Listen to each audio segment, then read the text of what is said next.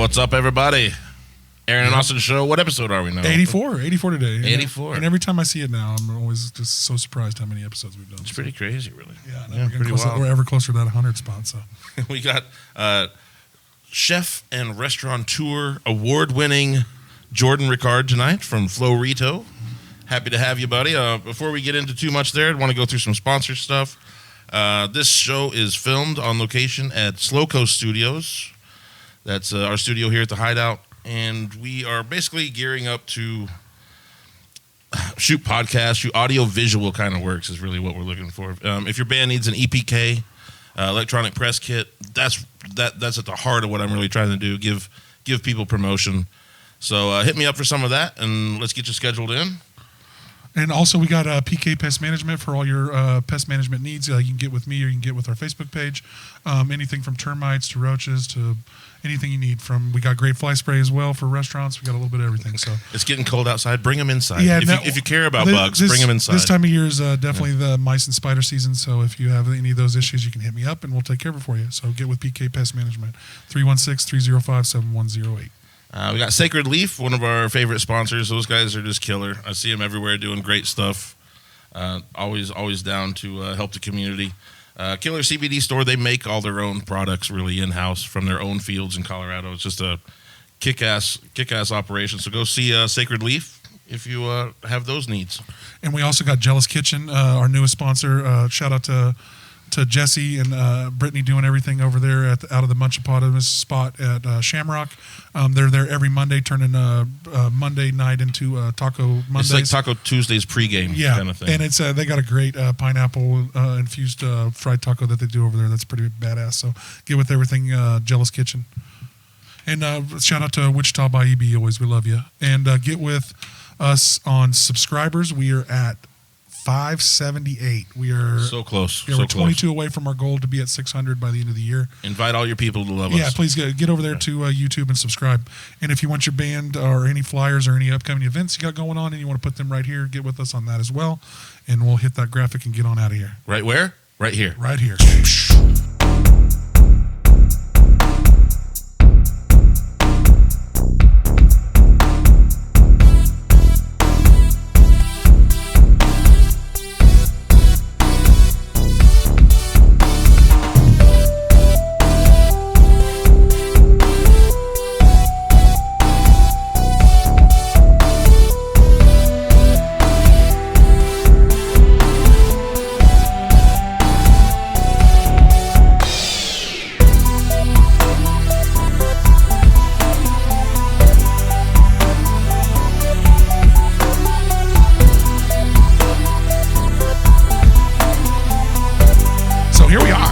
Episode 84, man. Every time I write it down after we got like past 70, I was like, man, we really. You're like, oh shit, this is real. Yeah, we got something. Yeah. We got something going. I mean, we fucking really stuck with it. And I would always say to any podcaster out there, if you're ever trying to get going with this stuff, we have an avid podcast and listener today in the studio.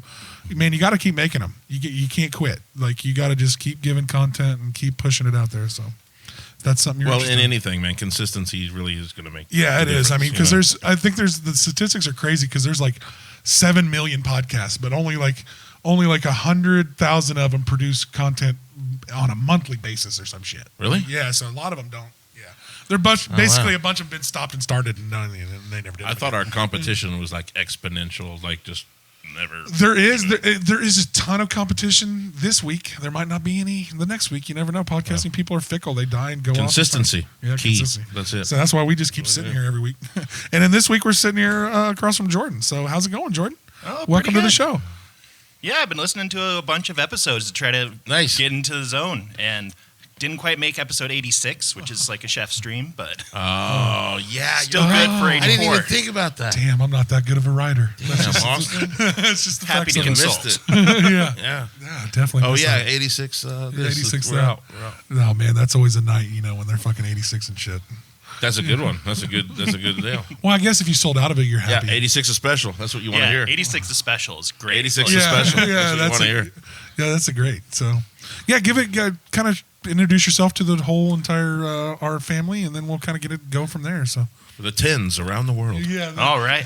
All 17 people that love our show.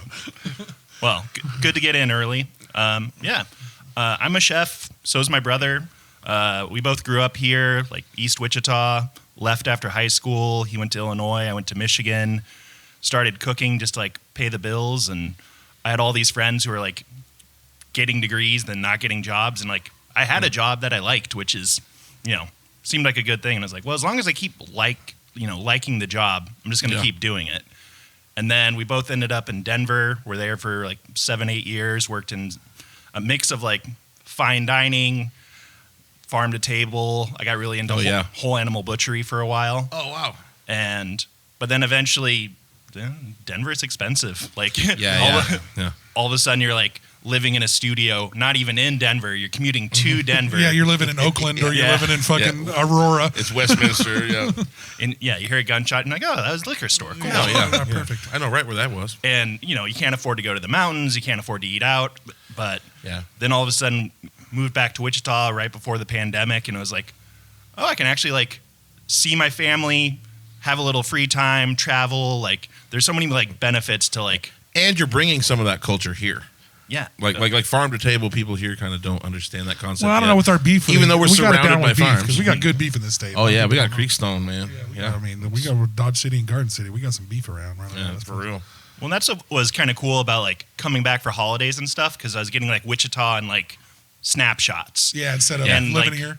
And every time we came back, like I remember when I was in high school, like the Wichita flag was like, Scenesters got like tattoos of it, and that's like the only place you saw it. And then all of a sudden it became this like logo. And they dolled it up, and when I saw it finally as a logo, I was like, oh, I dig it. It looks pretty cool. Like I would love our Wichita flag. It actually turned out to be a pretty cool little logo. And I would say that Wichita pride has really just gone through the roof in the last decade. You know what I mean? People are starting to be proud of being from here. Yeah, you have to be, or no one's going to want to be involved in the place. I mean, because if you're not happy to be here, why the fuck would anybody come visit? I remember when like it was like Jimmy Kimmel gave away tickets as a joke to. You won tickets to Wichita, Kansas. Well, then what happened is what changed a little bit, and I know, and I'm sure a few other things happened. There was a couple of big concerts that came here that really did well, but what happened was Wichita got the opportunity to host a couple of NCAA tournament events. And it got a lot of great exposure for our city. True. People loved how accommodating the city was to get around and easy. I mean, for the most part, if you go into any other city, fly into Denver. You ever flown into Denver? That damn airport's 6 hours outside of Denver. How dare they call it the Denver airport? It's literally out in the middle of fucking nowhere. So like future concentration camp. I mean, if you get into the weirdness, if you get into a side note, you want to get into there's a basement there. If you get into the conspiracy theory of it, there's like a fucking sanctuary built underneath that place. So who really fucking knows? But Wichita's pretty accommodating for people flying in. You're right in the middle of town when you get here. It's not that busy of a fucking town. It's kind of easy to get around, and it's affordable. Like it's fairly affordable. You can go out to eat at restaurants and go do some shit and not completely go home broke. It's a little city. It's not like the big city. It's like a little. It is, yeah. It's still a little city. We like make our own fun. Like, you can't go to the mountains. You're not going to the lake that often. But so it's like music, food, booze. Yeah, like, and I'm not gonna lie, we kill it at that. Yeah. Like we really do it pretty well. And we have a lot of events. We have tons of events that Wichita throws. Like all day long. I mean, if you're halfway tuned in at all on Facebook, you're getting invited to events for this and that and taco this and that and every goddamn week. I mean, Cirque du Soleil was in town. Yeah, it wasn't Cirque du Soleil. It was Paranormal Circus. No, both of those. Both were? Cirque du Soleil was in town. Oh, so the Paranormal Circus and Cirque du Soleil were both in town. We have a lot of circuses apparently. It's that time of year. You guys love circuses. I got up early on like Saturday night, like 7 p.m. and my mom will help like at the host stand. Nice. And she's like, "What are you gonna do tonight?" And I'm like, "I don't know, probably just relax. It's a long week." And she's like, "You should go to Cirque du Soleil." And I'm like, yeah, by myself. Okay. Yeah, let's go. I mean, fuck it. Why not? I mean, why not? Why not have a couple drinks and go see Cirque du Soleil? That would be kind of cool. Yeah. I mean, I heard it's a pretty good show. I mean, I've never seen it in Vegas. I've never seen a Vegas show. I guess I've seen Blue Man. But you've seen like the specials on yeah, I know what it looks like. Yeah, and everybody's seen that one. It's always super impressive. And what's the one where like Seth Rogen and Paul Rudd are freaking out watching? Yeah, Cirque du Soleil. Yeah, that's Cirque du Soleil. I don't remember the name of that movie, but. Ooh. So they should do a paranormal Cirque du Soleil. Is that 40-year-old virgin still? Yeah, it is still 40-year-old virgin. Yeah, because Paul Rudd's it's when he gets knocked up. Yeah, it's knocked up. There it is. There it is. It's that one. Yep. Score. Nailed it. Nice work. So, did you have, before you left, did you have, growing up here, you went to East High School in the town. Yeah. Did you and your brother, and I'm glad you mentioned your brother because he has a brother that's also in the culinary arts as well. Did you guys have a family that had a passion for cooking? Is that something that you did early? Like, explain how you got into it. Like, what started you there? It's one of those funny things where, like, I didn't realize I did until we left. Like, my family growing up, like, you helped cook with meals. Right. Like, I remember being, like, 5 or 6, and my mom would do this game of, like, all right, who can get the longest carrot peel? And, like, make a competition. But really, we're just peeling potatoes and carrots for her. Yeah, that was the old joke. You're the best potato peeler I've ever seen. And then you get over there. Yeah, I am the best one ever. Look how long this one is, Mom. Great tricks, moms. You got us with that one. But then we move out and you start living with people and you meet people who are like, That can't cook a lick. how do I boil pasta? And I'm like, Yeah. is this like a rhetorical question? Like, Yeah. And you realize, oh, well, I can feed myself. I guess I'm a better cook than most. And then just kind of goes from there. Like, we started doing little dinners for my buddies, like, and I knew something was good when, like, people were like, how come I wasn't invited? I'm like, oh, I'm sorry, it was like 6 people. Yeah, I can't feed everyone. I mean, And then Jesus.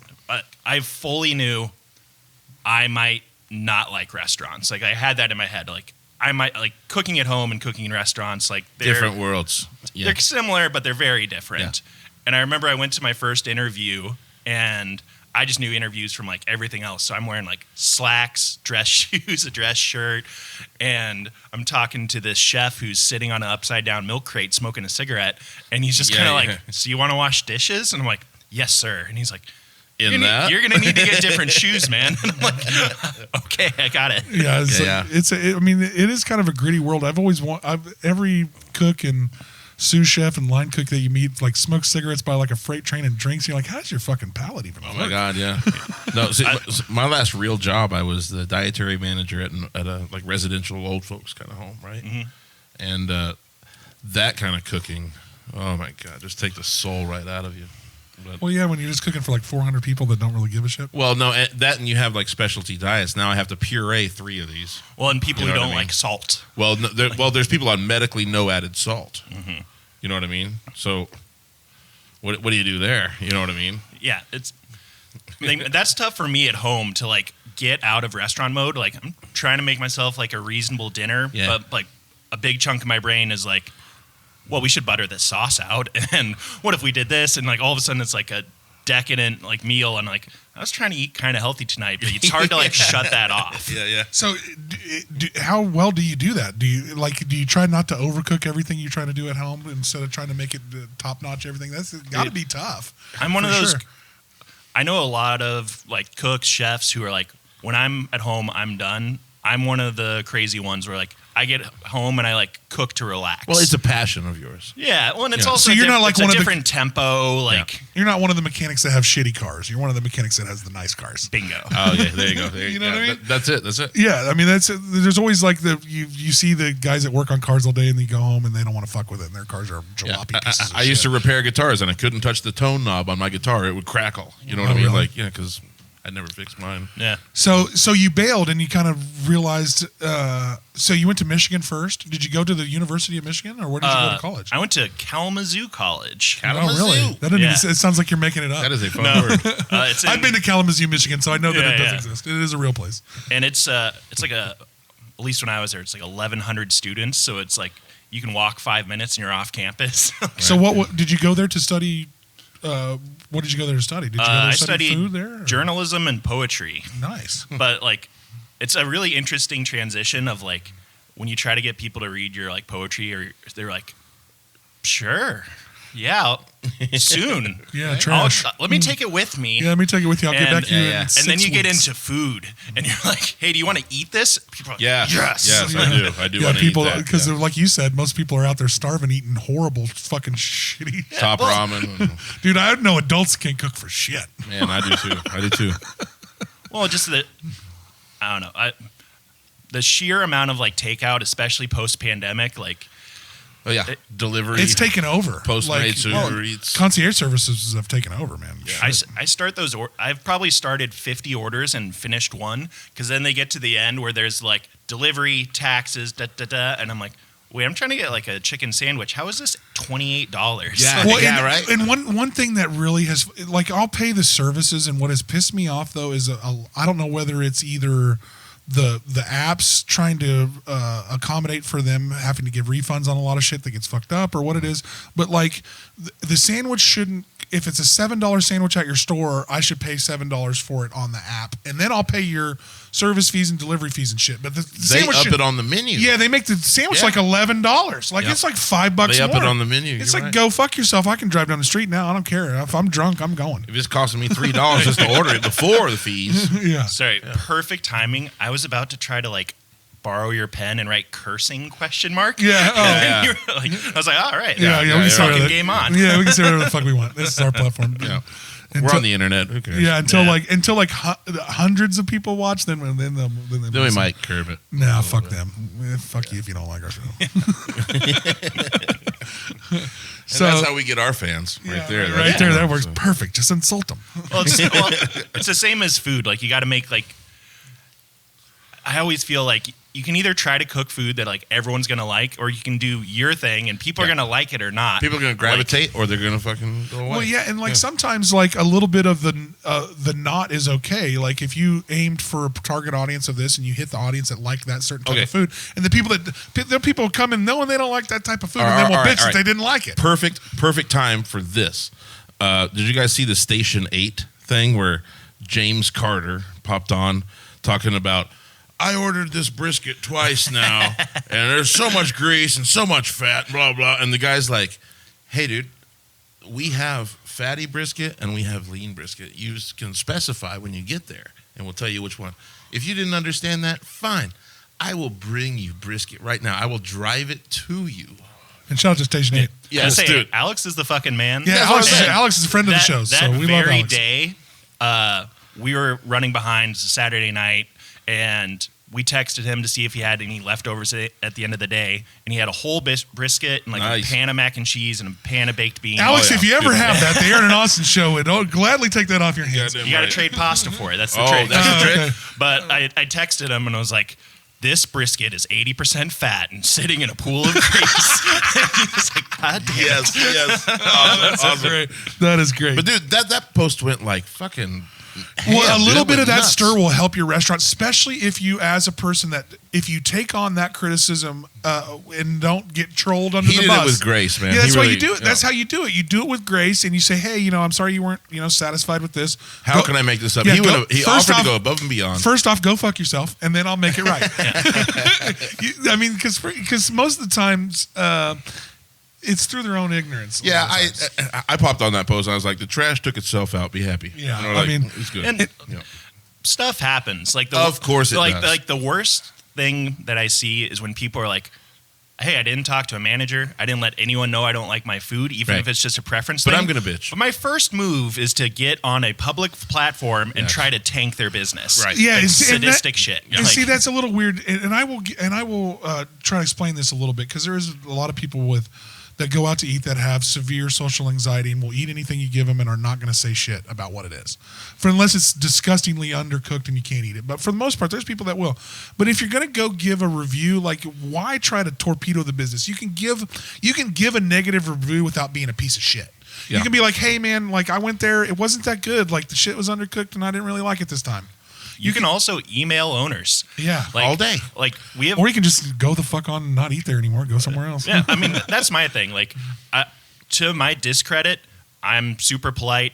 I can be eating food that is not to my taste, and they'll be like, "How is it?" And I'm like, "Oh, it's great." See, I'm that way too. Bad. I'm not. I don't write a review. That's why I don't never come back. Yeah, like, that's why like me and Aaron want to do some food shows, but we're not food bloggers. Like me. And I also know that I'm super picky. Yeah, you know what I mean. And like, there's some shit I don't like at all. Like, I ain't fucking with tomatoes at all. I was gonna bring that up because I listened to the First episode. Yeah. Actually, the first two episodes I listened to were Furt and Forge. And I was like, you guys don't like tomatoes or pickles? I don't know if I can do this. It's an acidity and texture thing. It's purely acidity and texture. Fucking pickles don't exist, bro. Pickles don't exist. Yeah, I heard that. Fair enough. It's a method, not a product. Yes, pickled it's a process. Is what It's not a thing. Yeah. It's a process. Anyway, we don't need to get into it. We already did. Well, before I I don't know. I just deal with a lot of people who don't like tomatoes. And all I got to say is, like, 10 and a half months of the year, I agree with you. Like, most tomatoes are garbage. They're grown in California, picked green, and shipped, and they use a gas to turn So around. you're about to tell us about Yes, the you're right. tomato sweet spot. There's a tomato sweet spot, huh? Well, it depends on the weather, but like late July to early September, you might take a bite, be like, no, this is terrible. Jordan, you're an idiot. Fair enough. But if you buy like a local, ripe, seasonal tomato, I've just done this trick dozens of times with people who say they don't like it. People are like, well, I like this one. And you're like, yeah, that's what I'm saying. Like, so there's a nice harvest time for them. That's a future clip. That's a future clip. Yeah, you show me the right tomato. I'll try it. Well, especially for Roma, if we're going. Well, especially if maybe you use not to maybe eat slices of tomato, but maybe you use those tomatoes in my club sandwich, or in that chopped cheese that we are loving so much. I'll bet, dude. The JEllis Kitchen chopped cheese. Well, I'm about to try a chopped cheese. So, and set me straight on this because I wanted to talk to you because you turned me on this. I don't know how much you know about it too. But so the chopped cheese, people are like, it's some new fad, and I was like, it ain't a new fad. No, it's like that's a new New York fad. sandwich. That's been a New York sandwich forever. I thought. It's So, like it's a New York. Nashville hot chicken. Yeah. It's been there a long time. But it's specific to a place. Well, and it got hot, and people started hearing about it, and then it blew That's up. what it is. So it took on it got popular. Yeah. Kind of went on its own viral thing, and then you have people. Chicken and waffles in the Well, South. I heard like California. Yeah. chicken Avocado toast. Roscoe's, baby. Roscoe's. Didn't Roscoe's do that first? You ever been? I've never actually had Roscoe's from California, but I had a friend in town that tried to do a couple of businesses of it, and I went and had them. My man Sloan Tash took me to Roscoe's in Long Beach. Yeah. And shout out Sloan, shout out Roscoe's. Yeah.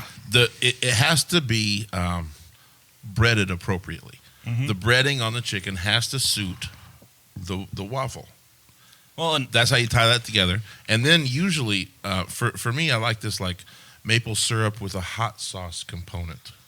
And that ties it all together. Because same thing. I'm not a big sweets guy. I'm a big sweet and savory person. See, me too. Yes, there you go. See, me too. There's a few sweets that I really like, and most of them are texture based. Like I can fuck with cheesecakes. I like cheesecakes quite a bit, but like for the most part, I'm not a huge like. I like the nice texture with the savory is nice for me too. I feel you on the sweet and savory together. And then there's Funkin' Waffles in Syracuse, New York. Funkin' Waffles. Is that a chicken waffle place? These guys are actually friends of mine. Really? Yeah, and they run Funkin' Waffles in Syracuse. They just opened one in Rochester a couple years ago, and just killing it, man. They just are nailing it. So they're actually they have a band, Sophistafunk, and they are the house band for Guy Fieri's new show. Do they give out waffles like in there? For like, can I go get? They ain't gonna give it to you. But, well, can I go get waffles before I check out their show? You should. That'd be awesome. Yeah. Well, there's a local place that's doing cool things with waffles too. I'll give a little shout out to them. I'm supposed to actually be at their. Well, they're tied to a old retirement home in Douglas. They're called Sweet Things. Oh yeah. Sweet Things, and they do like some sort of waffle-based desserts. Like they have a hamburger. They do a big hamburger. They actually have a chopped cheese too at that point. They have a chopped cheese too there, and it looks fucking fire. I'm gonna try it. Let's go. But they got that. But then he does the hamburgers, and she's like make a bunch of sweets. So it's like she's got a bunch of these real cool ice cream / waffles Sweet Things. So, bet. Because Sweet Things was a food truck, and now they have a standalone. They took over. So like a buddy of mine bought a old retirement home in Douglas, and is turning in the process of he turned like 2 wings of it into a apartment complex. And at the end of one of the wings, Sweet Things took over the kitchen and is now doing their restaurant in Douglas instead of doing the traveling food truck thing. So shout out to Sweet Things. Built-in customers. Yeah, and it's cool because they're really putting some really state-of-the-art nice apartments there. So like some nice upgrade for people that are living in Douglas, and now, man, I don't know if I could handle it if the Sweet Things is just right at the end of my apartment. Right. I'd be eating hamburgers and their shit's reasonably priced. Their hamburgers are like $5, $6. So we're talking about like restaurant concepts. What's yours? What do you serve? What's your well, first of all, what's your deal? What'd you start with? Because you started kind of you came back you went to Denver's culinary school, and you came back. Did you start line cook and sous chef in here? Like, how did that, when you came back, how'd that go? So I originally moved back, aside from all the other reasons, I was kind of looking for an excuse to move back to flip. And your family's here. I mean, you're from here. I mean, it's your home. Well, and you start to feel bad when you're like, oh, I see my parents 6 days a year. Yeah. And I Yeah. kind of have Yeah. older. Don't listen, Mom, but I Same. kind of have older parents, and you're like, Same. you'd Same, feel bad if us too, something guys. happened, and Us you're too. like, Same. oh, I never see you. Yeah, well, I mean, Yeah. if you start adding up those days, and if you realize you live out of town, I mean, you might have 20 days left with your family if you don't live here Yeah. in their life, and that Yeah. just starts to hit you kind of weird. So I mean, that's why I stay close with my family too. So that's a smart move. Well, Yeah. come back home, fuck it. Well, and then I got hired on to flip the Greystone menu. Okay. And Were they struggling, wanted to like do a whole different thing, or what? yeah, well, I won't get too much into it, but You can't. they were You looking can't. for a new market. Right. Okay. And wrote a new menu, pretty happy with it. Launch it. Numbers are going like not like crazy up, but going But up. steadily up. And then COVID 2 weeks later. Boom, boom. Yeah. And I feel sorry for everybody in the restaurant industry. God, that was Oh, such a dude. bad time. The whole arts entertainment community, and I feel like restaurants I took it consider the restaurants hardest. are an art. Yeah. I think that chefs are artists. 100%, Yeah. 100%. So arts and entertainment community, they all took a dive. Took a fucking bath during COVID. Oh my god. I feel like food is an art, but in the sense of like woodworking. Some people, build the same house over and over again, Yeah. and Yeah. some people are like, carving and etching. Like, Yeah, it's, exactly. yeah. That is it's a great not way of putting different, it. but it's Great- all on a spectrum. Yeah. It is, yeah, definitely. Some people are just like, Sometimes we're carpenters, sometimes we're sculptors. Yeah. Sometimes it's mass produced, like just cookie cutter shit. Yeah, I feel you. But sometimes it's like what you guys do. So Yeah, and then milked that sweet unemployment for a little while, and well, and that's what's tough, especially in restaurants. And like I feel for other owners, especially then, because like people would say, "Hey, can you come and help out over here?" And I'm like, "I'm making more money not working." Yeah. yeah, it really put the service industry in a weird spot at Yeah. that time because, like, especially since none of the businesses were making enough money, like when you were full go, so you were making twice the money fucking on unemployment. Well, and even that's Unemployment is 2/3 of what you're making. That's roughly what they pay out. plus during COVID they just had those added checks each There week. was added. Yeah, you're getting incentives, right? you're getting full pay pretty much. Yeah. And I don't know, man. I got a lot of hobbies. Yeah, dude. Like some people went crazy. I was like, Yeah, dude, oh, I could sick. smoke weed a lot to watch a lot of shows. No. I'm going to tell you right now that money that came my way during COVID did Yeah, a lot for this exactly. studio. This yeah, is dude. why we're sitting in a studio right now. And honestly, we pushed this to start right after COVID. I mean, I spent a lot of time trying to get this together during COVID because I went to a lot of places in Wichita and a lot of shit was not getting promoted anymore. A lot of shit was. Yep. You had a lot of commercial real estate was up for sale because tons of businesses had closed. The venues were all struggling. I mean, me and Aaron had like 3 or 4 like a pre podcast #1 episode meetings, like in the Shamrock and a couple other and Barleycorns with nobody fucking there. Yeah. Because nobody was coming out anymore. I mean, it was really like it hit a fucking wall for everybody. So what'd you decide to do after that? Did you just sit through that and wait and see what happened? just kind of waiting for the right opportunity. And then my brother was working with Jeremy Wade at Yaya's at the time. And who's your brother? Wonderful give place. your brother a shout out. Jason Rickard. He does everything that allows me to be by myself and cook. He does like the bigger load of the work. Love him to death. Jason and great. Jordan, man, the whole So you guys work together right now to this day. That's awesome. Okay. Yeah, we're partners at the restaurant. Great. I love when families make it work. Well, and it's nice too. Our mom hosts certain days. Our dad comes in to eat a lot. Oh yeah. So we got a family restaurant, man. I Yeah. love that. So how do we get how do we get to that spot from COVID to that spot? Give us that. Well, so then I was the opening chef at Napoli, and was there Awesome. for quite a while. Awesome. And Still a pretty awesome Italian restaurant here. Oh yeah. and we give them their shout out. no, for sure. And yeah, it's one of those weird things where I have a hard time going back to eat at places I used to work, not because I like don't like it, but like I don't like running into like 9 people I like I want to eat was my dinner. was in like peace. work friends with. And Yeah, it's got to be different, and the owners and all that stuff. So yeah, So what did you do at Napoli? Were you the head chef there, or yeah. It's all a fine line. I was the executive chef, but so it's give just us a title. Give our me too as well and our viewers kind of what is the difference between a line cook, a sous chef, the head executive chef? Like what is the difference between all of them? Oh wow. Ooh. Yeah, like what is? I mean, No, this is my jam. That's a lot. yeah, like what is? Like unpack that for us a little bit. Yeah. So if you want to get obviously it might vary restaurant to restaurant. Yeah, I'm sure all, everybody's got their own procedure a little bit. Top down. This is all based off Escoffier, chef from the late 1800s, early 1900s. He used to be in the military. He introduced the brigade system, which created like a hierarchical system. So if it's a restaurant or multiple restaurants in a group, culinary director is usually at the top.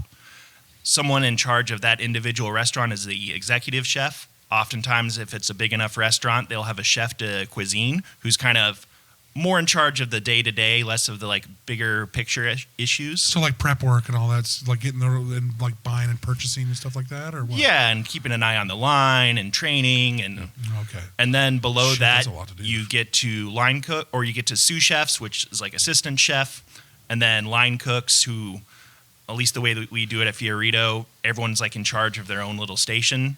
And then if you get into like really old school like hotel kitchens, you have commis and plongeurs who are like assistant cooks and dishwashers. Like, I don't know. There's a lot of minutia to it if you want to dive in. Wow. So if you're a line cook, like what, like how many different, like do you just get handed like a side and you just fuck with that for the night, or like how is that? Like what is your different, like say we're at a fairly big decent restaurant and a nice place, like what line cooks do you just get handed?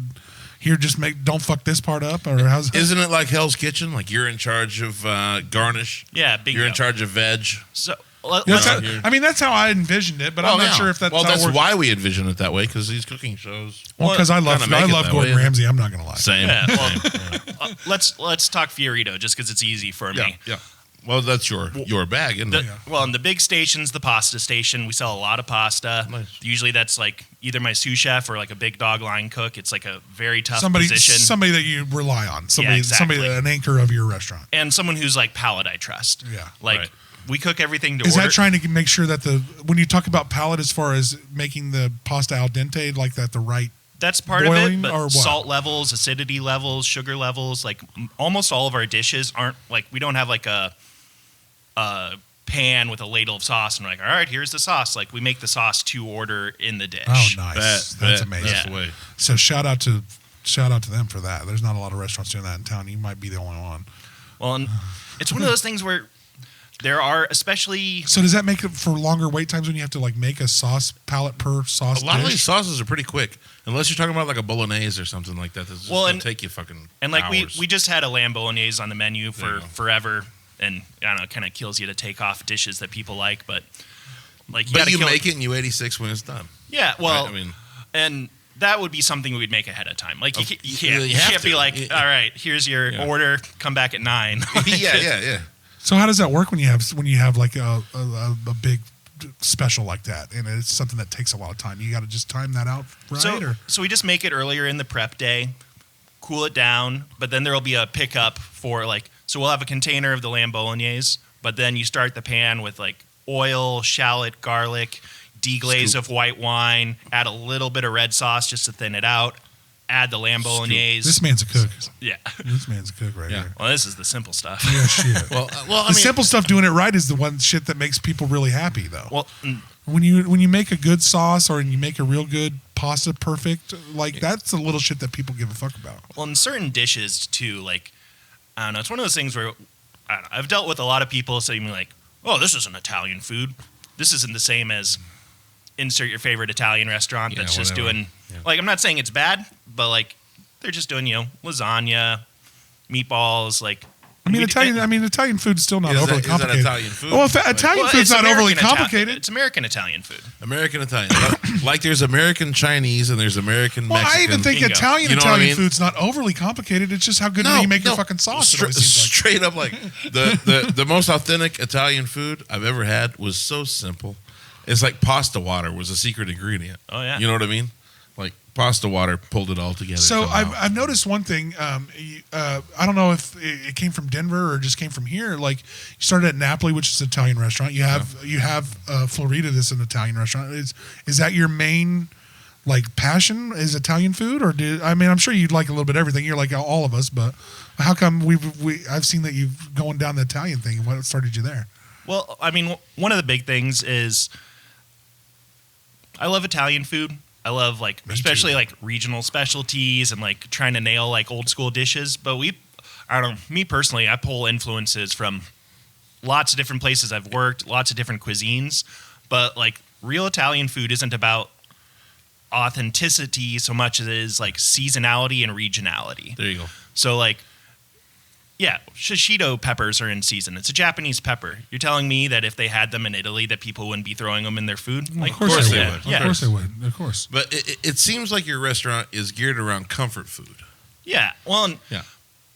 and also like one of the big decisions that we made for this restaurant is like, I'm going to cook the way I cook at home and eat the kind of food that I want to eat. Yeah. And like we said earlier, like either you like it or you don't. But like, I love pasta. I love bread. I love like roasted vegetables. Like, Yep.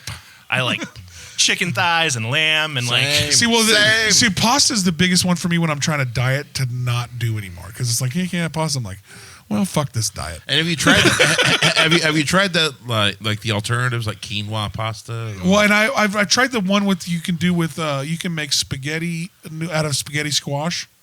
Like that's actually not too bad. That's not too bad. It's not too fucking bad, but at the It's end of the not day, the same, but at the end of the day, it ain't a fucking piece of pasta. So get the fuck out of here. Well, what it is I can eat a bunch of that, and it doesn't trip the thing in my body that says no. I'm full. Well, Yeah, that's right. That's where I take issue with like, it's all semantics, but like, you know, someone says, "Oh, you want to try our cauliflower wings?" I mean, cauliflower rules. Like I like it. Fried cauliflower is good. I cannot believe how Fried cauliflower, diverse. I cannot believe how diverse cauliflower is. People like vegans, or I don't know who went crazy, but we've learned that you can do a shitload with cauliflower. Yeah, but then you call it a wing, and all of a sudden you're like, "This isn't a wing." No. It's like, and same with like the spaghetti squash pasta. Like spaghetti squash rules. It does. but It's good. It's not it's pasta. not spaghetti. It's like, not you pasta. know. It's not fucking It's nowhere pasta. close. It looks like it a little bit. It's trying, but it ain't. It's not Speaking pasta. of cauliflower, though, I had this like is this Indian like yogurt covered Oh yeah, cauliflower thing, like it's roasted like roasted whole. Oh man, it was so good. Really? It was so good. A little tiny pie slice of it. This was awesome. So speaking of Station 8, we did a whiskey dinner with them. It must have been 9 months ago or something now. But one of the dishes we did is we just gave them local cauliflower and told Alex, like, just do your thing. Use your usual rubs. Smoke it how you would. Really? Like, and again, it's not meat, but it was awesome. Like, Oh, I bet. Well, have you ever got a chance to try that smoked watermelon that people have been doing? Oh wow, I've seen It's that. really odd looking, and it looks like almost a ham when I've you're done seen with that. it. It's doesn't real- look. I don't don't know. trust it. I don't trust it either. That's why I was where I'm wondering. at. That's I'm- why I I'm wondered open if to either being one of you. wrong. That's why I wondered if either one of you had tried it because I haven't tried it. It's I would love to be proven wrong, but I ain't paying for it. Every It's time not, I like, see, I don't know. it's not like a watermelon's expensive. I mean, fucking watermelons are cheap. I mean, we can fry. I got But once you fucking Well, I got a smoker. run it through the ringer. Well, I got a fucking smoker. Let's smoke one and see what happens. well, I'm in, every I'm in, time I'm I see, not every time, but I see like, I don't have TikTok, but the videos make it my way. You can get them through. And- You can get them through reels and Yeah. everywhere else too. And so. someone will be like, "Wow, we took a ribeye and we cut a hole in a watermelon and we stuffed the unseasoned ribeye into the watermelon and then grilled the watermelon." And I'm like, "It's What? terrible. Yeah, It's why the fuck did you monstrous." ruin that ribeye? Everyone's And the so water- creative. Well, you ruined the ribeye and the watermelon. You ruined two fucking foods that we could Yeah, have you had a have good a time eating. steamed ribeye Oh my god! Yeah. and a roasted watermelon. And people don't realize that a lot of the if you use watermelon as it's a watermelon. All the shit, all the water in it is there's no flavor. It's to it. water, man. So one of the local farmers, Pat Randless, has beautiful watermelons every year. But like I have a hard time with like Let's just melons. say watermelons suck. No, watermelons it's are awesome. It's hard to make into a restaurant dish sometimes. Yeah, where are you gonna There you fucking go. use There you it? go. Where are you gonna That's fucking real. use watermelon on the menu? So what Never. we did is I blended them, but like not too much, so it still had a little of the pulp to them. Right. Little salt, little sugar, and then I bought tube pops, filled them myself. Yeah, oh yeah, those I've and seen those. It's such a like I don't know. Everyone loves tube pops. They had them when they were a kid. Yeah, it like triggers it's in their nostalgia. brain. It's a little Yeah. nostalgia. But they associate it with like incredibly false flavors. Yeah. To have that like nostalgia, and then it And it just be tastes good. like rockin' watermelon is you can even booze those. You Oh, can yeah. even booze those bad Well, boys. You should booze. the those, first time we made I them. mean, We booze served everything. them upside down in a cocktail. Oh, there you go. See, we did a little bit of that because I have a pool, so we were looking for goofy drinks and goofy, and I saw that you could like basically take those. You could take those packets and put any fucking thing in it you want. But so you're basically just making like adult fucking cut your mouth pops or whatever those things are actually called. Well, and it was beautiful when it was 104 out because we'd like just give them to regulars, be like, yeah, take it in your car with you, like have fun. Speaking of 104 out at Austin's pool party, hot Twizzlers. What's Dude, your take? I'm telling you right now. Okay, so I don't know if you're I don't know if you're a licorice New man. to me. It was new to me. I don't know if you're a licorice man or a Twizzler man or whatever. What's the other ones? Red Vines. Yeah. Red Vines are Twizzlers. But I will tell you right now, Yep. if you take a package of Twizzlers, strawberry or cherry, either one, and you put them by the pool. And we just found this out on the slab of concrete, or out the just pop sun, it on. or out in the or just in the exposed to the sun. We usually have it on top of a bench that sits next to the pool. And we found this out just through my old aunt's pool that the kids would like By accident. The kids would like Twizzlers, so that it was a cool, easy thing to have by the side of the pool. But once they get hotter, you would think they would melt together into a nasty gelatinous group of Twizzlers. They get greasy. They do not. And they separate. They do not do that, and they peel and eat, and they are. Feels like they get greasy. See, when you said hot licorice, I was kind of hoping you were going like, and I put some Tapatio on it. You know, The other way. I ain't gonna lie to you. We have tried that because I have some Tapatio at the house. I mean, that weird tangy ass shit. I'll try that on anything every once in a while. Or something. Yeah, I mean, every once in a while you just gotta throw it on some shit and see what it tastes like because it's just like static and a spice to me. See, I'm a big black licorice fan. Oh, you are? I and love. you're gonna give me shit about pickles? No. Whoa. I'm accepting of all. Yeah, fair enough. But I can't do black I'll say licorice. the last time I did. I mean, I don't hate it, but they're not my favorite. The last time I did Red Vines, we were going to see Oppenheimer, and I was like, I need a candy that's not quite good enough that'll eat them fast. What'd you think about that movie? Like, I like them, but they're going to last the whole movie. Yeah. What'd you think about Oppenheimer? I'm about to watch that. I just got it on my Plex account. I It's- can't wait to see it. I've been dying to see it. I ain't gonna lie. So this is going to be a bummer. Super worth seeing in IMAX. I know. I wish I'd have Like, the 'cause audio effects, the visuals. Great. I was pissed that I missed it in Saying you IMAX. missed your mark. I did. Well, I did because missed your moment. and the funny thing is that I only see movies in IMAX because I was just in IMAX this weekend watching the Marvels, but I was apparently one of the very few people that went and watched that this weekend. I was just saying, this is not like your Wonder Bread. So we took a little break / audio issue, and now we're eating bread. Now we're eating bread. And pimento cheese. And pimento pimento cheese. cheese. So This is amazing pimento So cheese. we'll let Jordan give us a little rundown. This is from your restaurant. Yeah. They make bread there for their sandwiches, and got to give them credit on. And the bread is amazing. And I don't know if we got this on, so I want to say it again just in case. Like, they're making this pasta sauce to order. They don't have a big giant cauldron of your fucking pasta sauce that they made on Wednesday that they're trying to scrape through to the next Thursday, and you might get, the little bit one with a little bit moldy at the top, but if we don't get through there. So, like, they're making it to order on your sauces. They're making fresh bread almost every day, like you said, and so you can tell it better than I can. I'll give you the station. Well, and a lot of it takes some Yeah, it really thinking it out, but we get on these cycles of we bake hoagie rolls every morning, and then we serve them on lunch sandwiches, but we bake too many, so after lunch we turn them into garlic bread that we sell that night. We make sourdough the night before, it proofs overnight, we bake it in the morning, we serve it at dinner. So what is the extra process in sourdough? Give us a little bit. Like, what do you have to do to make it a sourdough bread? Like, what is the? So, I mean, sourdough on like a base level is beautiful because I love when people are like, "What's in this bread?" And you're like, "Flour, salt, water, starter." And they're like, "Oh, it's starter," and you're like, "It's flour and water that's like got natural yeast in it." So like all the like. Do you have to buy that as a separate thing? No, you make it. You make it. You can just, it's a lot like if you're starting a ferment or trying to brew, you can just leave it in open air. Like the air is full. So you have to create it. Yeah, it's full of like, See, even how in cool here. is that? There are restaurants that have the same sourdough starter for hundreds of years. Like, Yeah. Well, and the only difference on that is so the like old school way of doing sourdough bread is you have a mother starter.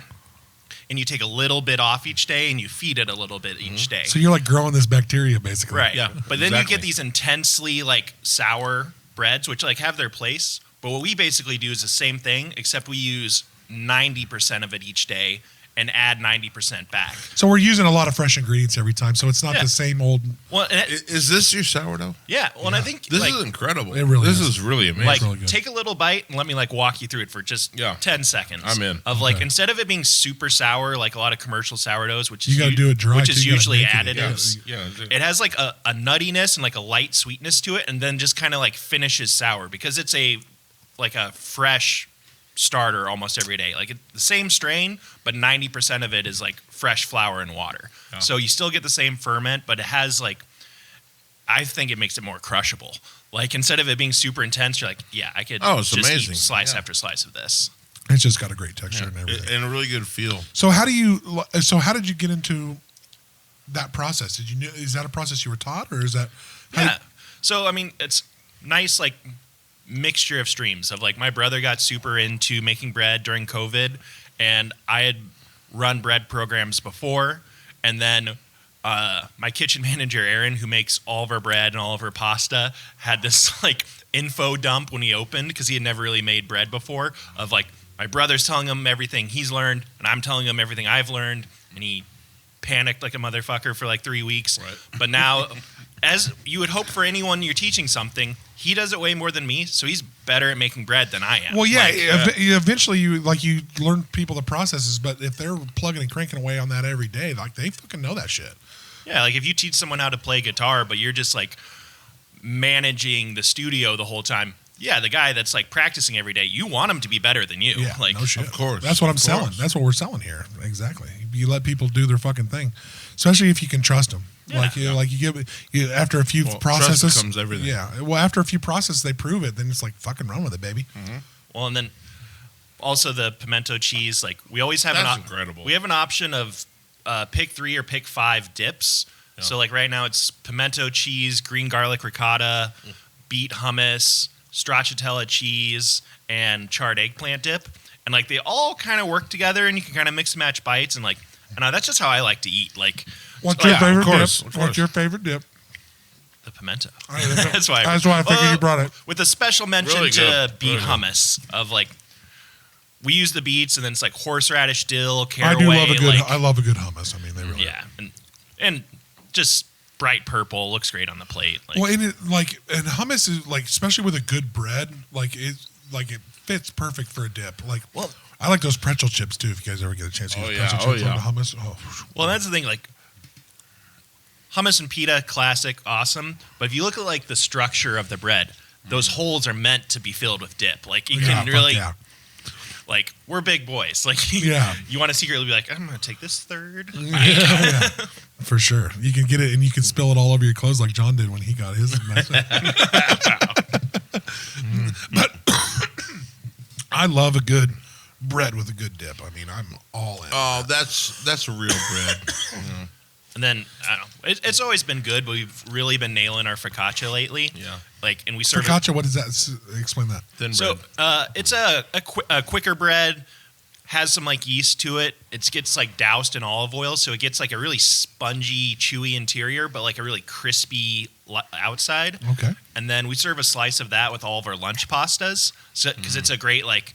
Oh, I'm really digging this Like pasta. garlic focaccia. And then you got the sauce at the bottom. You kind of dip, yeah, a little plate cleaner. Yeah. Little plate cleaner bread. I love that for sure. Especially with a good dude. That's bread and Italian food go together. right. So why we were I got to mention this, and I'm going to hold him to it now that we're on fucking go. camera. They got a wine and deal tasting coming up with what is it? White Crow. With White Crow that we Aaron and Austin show might sit in. Aaron and Austin show might get a little spot, do a little live. White Crow, the cidery, Yeah. over on like Waterman and. I knew John you'd be happier now, so I know you're upset, John, but I knew this would make you happy. Oh, you must have them in your ears. Yeah. Well, and this is great for me because it kind of cements me in, because we had like a vacuous idea of doing this with him in January, Oh, let's but now go, I yeah. gotta like lock it down. Yeah, we're doing it. All right, so And the Aaron how and are Austin you show's gonna get a incorporating? spot. How are you incorporating their ciders to your menu? What are you doing? You Well- pairing things? Yeah, Are it's you- gonna be a pairing. I also think Do you have any ideas yet? Is what he's asking, or are you guys still fleshing that all out? Well, I don't know how new it is. I don't know. Yeah, we're putting them on the spot. It could be top secret. I mean, this is like deep level, but like I feel like ciders and Alsatian food is super cool. Yeah. Like Alsace-Lorraine, like right between Germany and France, lots of apples, German influences, kind of French refinement. What dish comes to mind first when you think that? I'm a big choucroute guy, so it's basically like a big stew with apples, cabbages, offal, sausage, pork, just like everything that's in season. You said awful. Yeah. What is awful? Offal's like offcuts, organ meat. Like oh, okay. Yeah. Okay. All right. So we do family meal. That's why they call it awful? Yeah. I mean, that's OFFAL. Okay. But so we do family meal. Thank you. I love when people explain like those random terms that we don't know. I love that shit. Yeah. Well, we do family meal at the restaurant every day just for our staff because, like, I think if you're going to work in restaurants, you should at least be fed. So you feed your staff every day? So. Yeah, twice a day. You straight up. Okay, so let's stop right here. That's amazing. Let's stop right here. There is a ton of restaurants that are barely. You're a good dude. There's a ton of restaurants that do not give their staff meals at cost, let alone just like. I feel like if I'm working there for more than 6 hours, can I get one meal? We serve them here. Come on. Right. Here. Can I get one? I make this food every day. Well, restaurants always have extras. Like there's always, of course, like stuff you're not going to use. And that's what things away. And great segue. How much I was going to ask. When you're making bread, you're trying to turn it into croutons. You're trying to turn it into amazing bread. How much waste do you guys got to deal with, and how much of being a restaurant owner is it trying to figure out how I can manage that waste and not have as much of a percentage of it? So we've gotten it down pretty good, and we also have people that will come in and ask to buy whole loaves of bread. And honestly, like giving you guys bread, or one of my favorite things in the world is like, hey, we have too many loaves today. A server tells me, this table's been really cool. Like they seem interested in the food. They seem very nice. Like they were engaged with your staff. Yeah, they were nice. Right. And at the end of the night, it means like, giving bread away means nothing to me. I'm drowning in it.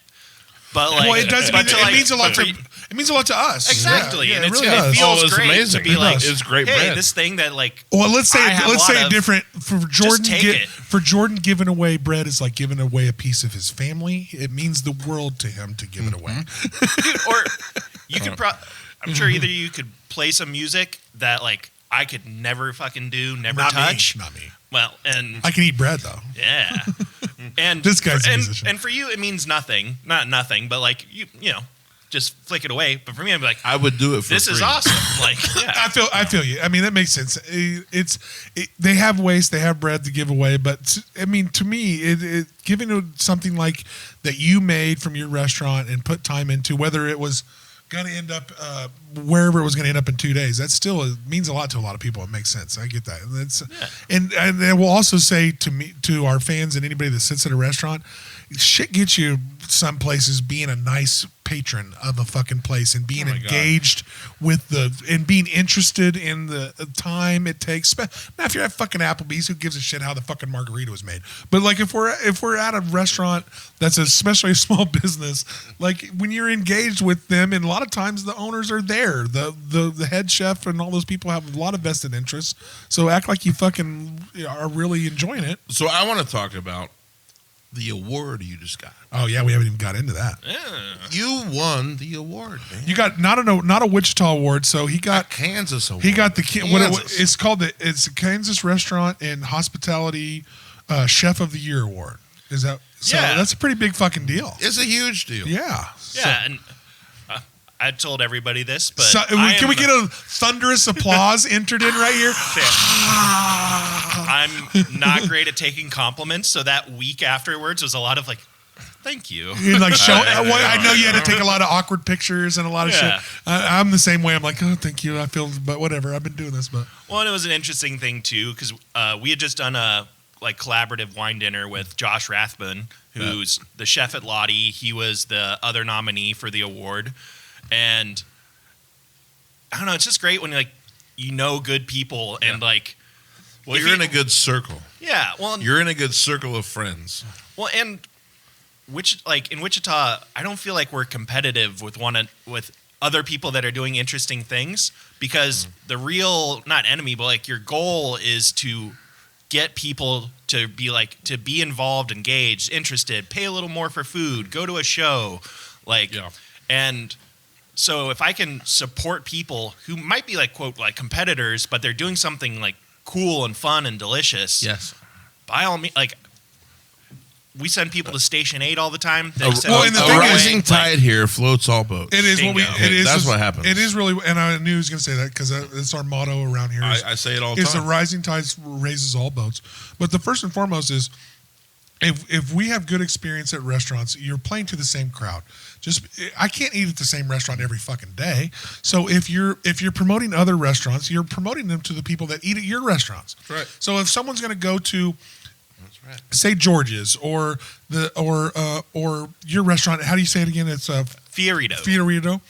Or if they're going to go to Napoli, or if they're going to go to an upper scale restaurant, maybe a sushi bar or any of those places, those are all your customers. Mm-hmm. Even though they're eating at Napoli today, they're still the people that are going to come. They're the same people that are going to come to your restaurant in 2 or 3 days. Right. So like finding a competitive, even if they're doing the same kind of cuisine, even if it's different, but there's no reason to find a competitive edge in that. And so anybody that has that kind of weird jealousy in your heart where it comes to music or your restaurant or other people's podcasts or other people's whatever, get that out of your head. Get that out of your head, because that's a silly way of thinking. In the restaurant business, I will say that Wichita is a very highly competitive market.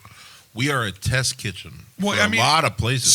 So you know that if you do things right in this town, there's plenty of mouths to feed. Yeah. Well, the enemy is Applebee's. Like, let's say it. I mean, well, and the sad thing is even if you that sucks. Well, even if you get down to the gist of it, even all the local Applebee's are owned by a franchisee that lives in this town. Yeah. Yep. So like even all the McDonald's you go to, all the Burger Kings you go to, most of them are not owned by the big corporations. They're actually owned by franchisees that live in this town. Right. So a lot of them are more local businesses than you think. But like it's nice to support the one-off shops. Those are really, when you're talking local restaurants, those are the ones that you really want to support. So well, and there are neighbors, but the restaurant, like if people ask me like, hey, what's your favorite restaurant in Wichita? Almost always I say Sport Burger.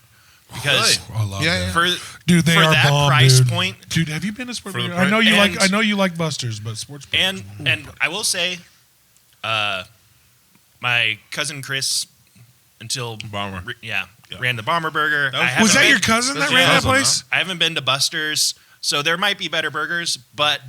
So that was literally your cousin. 99-cent burger. Yeah, the Burger Nazi was your cousin. Yeah, really. But so for amazing. The price of that burger, and it's boiling lava hot because they cooked it right before they handed it to you, and you're yeah. like, take one bite before you get home with it. Like, dude, that's my like happy place. Dude, I would go into the Bomber. Legit good. I would go into Bomber Burger, and he'd make fun of me for my dreads. Yeah.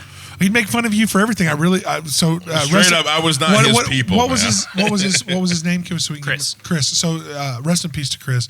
I was a city worker. I worked on the south side of Wichita all the time, and we were always over in that area working on. And he gave you a discount. No, he didn't. He didn't give me a discount. He talked shit to me every time I was in there, and I actually loved him for it because he was if I remember correctly, a Steelers fan, and I was a 49ers. And I was a 49ers fan, so we always talk shit because the Steelers got one more fucking Super Bowl than the 49ers do. So me and him would always talk shit when he was in there, but it made a great hamburger, and it was always kind of a fun place to go eat. So shout out to that the old memory of Bomber Burger and Chris as well. Well, and hopefully nothing. I had heard rumors and chit chat about people taking it over, but like that location and that food was him. It really was. Like, I mean, he was the only one that there could is make it no work. other restaurant in any direction you can throw a fucking rocket. He was the only one that was going to make that work. Yeah. I mean, it's literally the Dollar General for Oakland, and that's it right there. There is nothing fucking else there. Yeah, and like the idea of it continuing on without him is unless silly. he Kind of offensive. Well, no, unless he had like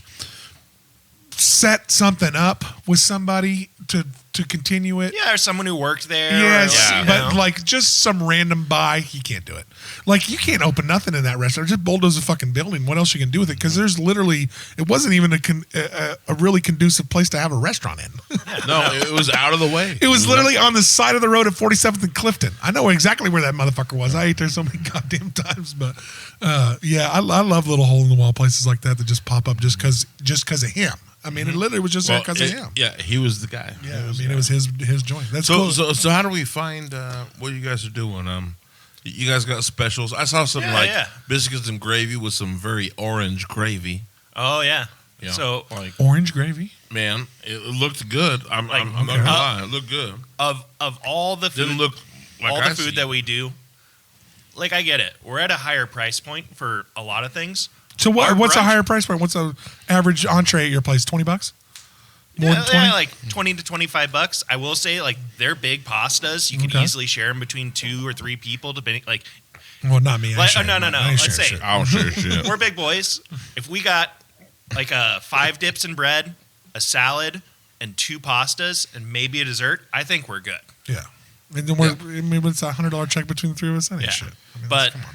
brunch is like where you fucking loosen our collars, like Do you guys do a brunch every day? Or? Saturday and Sunday. Ooh, you're an But awesome like- show. Do all right. brunch? But like Coming up.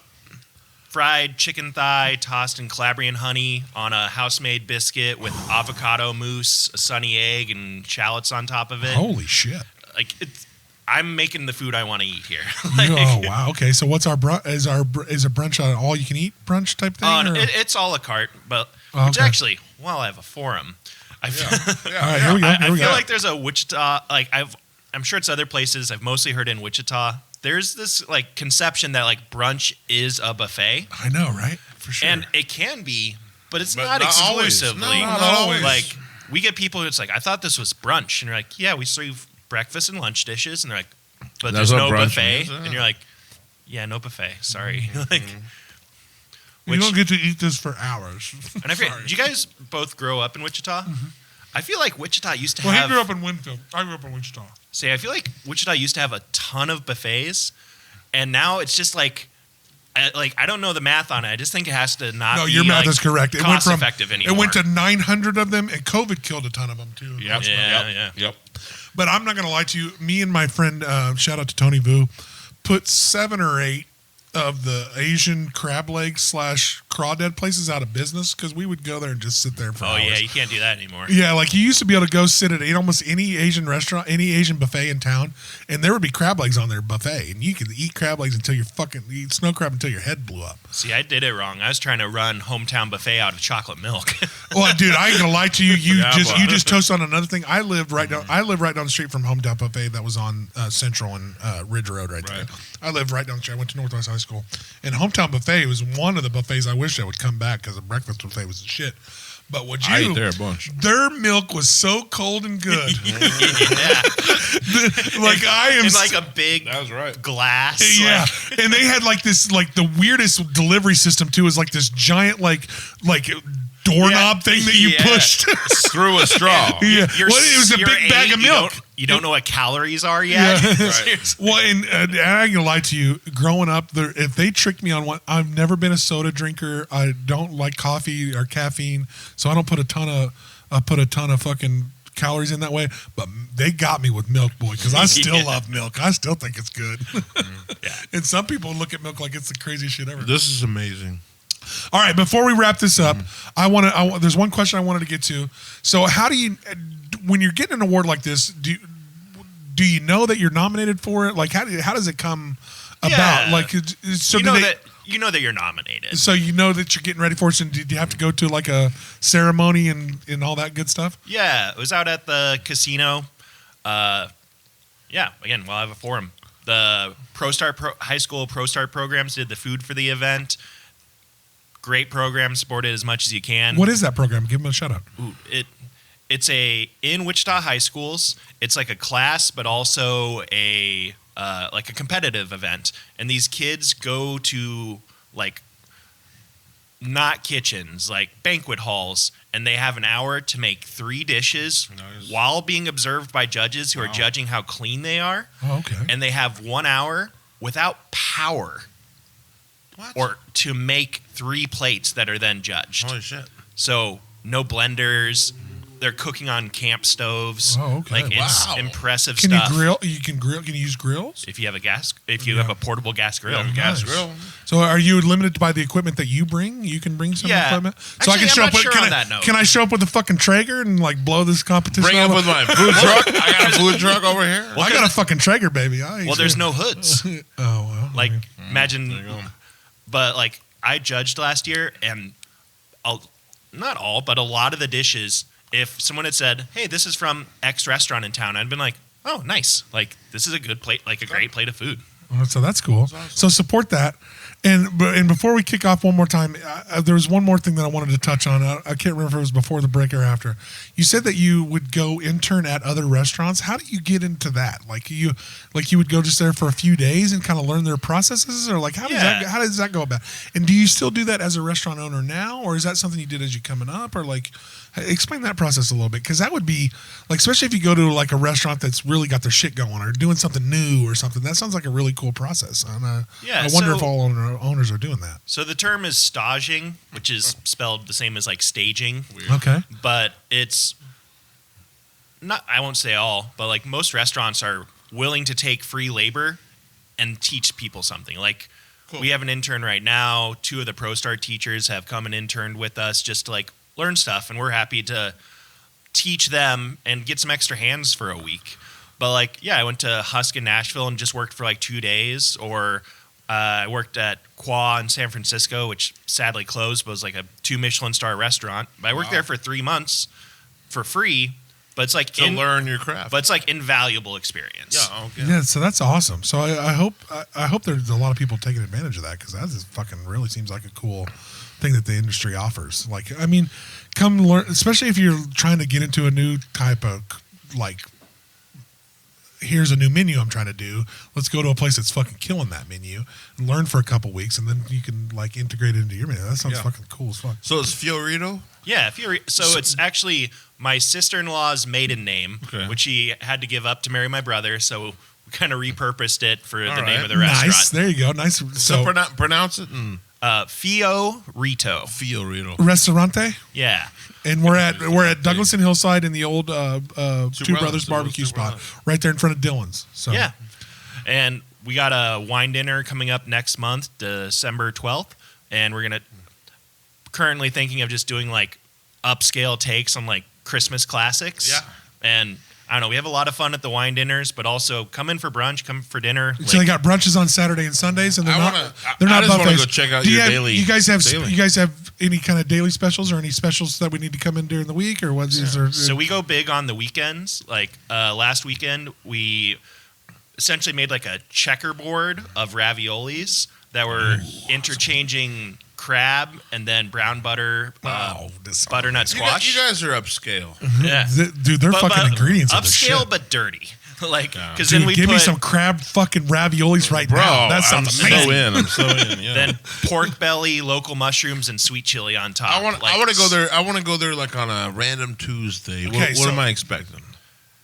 What's your favorite dish on the menu? Is what you're asking, kind of. I'm saying Tuesday. No specials, no like. Yeah, but you're basically asking what's what am I going going to get on like a random? So from our Weekday. opening menu, it's probably never coming off. It changes a little bit, but I think you guys would be into it because I'm into it. I'm into it. It's a play The whole on state of Kansas, obviously. Judging into on it. all this right here, I'm into it. Judging by the award you won, I think the whole state of Kansas is into So it. it's a play on a KFC bowl. Okay, So bet, it's bet, I'm in. a stuffed agnolotti pasta. It's stuffed with Cottonwood Reserve cheddar made in Kansas and potato. It has crispy chicken bites tossed in Calabrian hot sauce, and then butternut squash, dill, crispy shallots, and like a really buttery sherry jus. I'm eating the like- fuck out of that. Texture. Are you married? Yeah, I am currently single. Anyone who'd like me to everybody. cook pasta for them, Yeah, Jesus. if you know what I mean. So We're gonna hang out after this. yeah, For sure. so definitely check out everything they're doing. They really use some good ingredients there. Don't be scared to spend a little money if you want to get something really.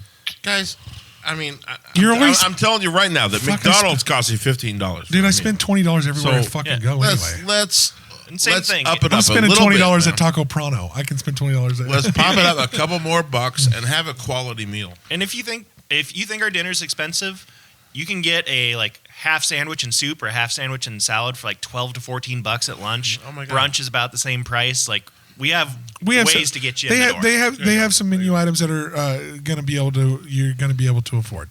They also got some bougie items. It sounds like with some great ingredients. One last question on the way out the door. it sounds like you shop local for a lot of your ingredients. Do you have any shout outs to people you get local ingredients from? Like, oh yeah, give a few shout outs to the places where you get some of your proteins, some of your Pat Randless, Brian Mann, Jimmy Vo, Laron's Lambs, Praise the Prairie, Meat LLC. Like, honestly, I try to have fewer so we can buy more from them. Yes. Like, I'd rather like keep people we like in business than try to, throw $20 to every person in town. Especially if it's something you trust and it's something that's local and something that's working. And I will tell a lot of restaurants, a lot of places, a lot of businesses in general, if it ain't fucking broke, don't worry about it. If it's working and it's making money, don't fuck with it. I've seen a lot of places try to fuck shit up by overthinking shit or moving to new locations and all this goofy shit. Like, if it's working, stick with it, baby. I promise you, it usually is the way to go. Yeah, and I'll be back next August for the tomato tasting.